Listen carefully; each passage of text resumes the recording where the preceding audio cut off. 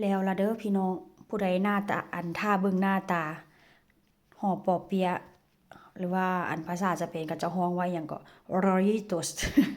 ถ้าออกเสียงผิดก็ขอโทษเด้อพี่น้อง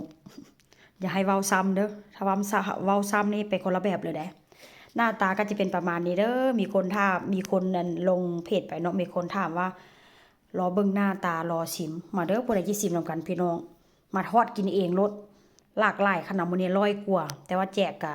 แจกหมู่ไปแด่แล้วก็แจกย่าไปแด่ยังสิแจกแบบว่าญาติพี่น้องยังบ่ทันได้แจกว่าเช่นซะก็ถือว่าหน้าตาก็เป็นประมาณนี้เฮ็ด3รอบผัด3รอบซั่วจิแล้วซั่วจิหั่นซั่วจักอีหยังต่ออีหยังแต่ว่าก็คุ้มค่าพี่น้อง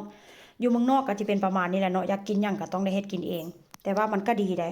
มันก็สิได้ฮู้ว่าเฮามีความอดทนประมาณใดแล้วก็อยากกินแบบใดสไตล์ใดเขาก็เฮ็ดเต็มที่เนาะแต่ว่าข่อยนี่เอาแน่ๆซะ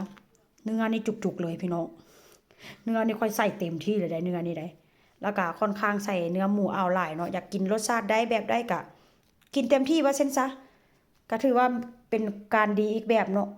อยากกินแบบใดก็เฮ็ดแบบนั้นพี่น้องนี่แหละเอามาให้เบิ่งหน้าตาก็จะเป็นประมาณนี้เด้อไปแล้วมื้อนี้บ๊ายบาย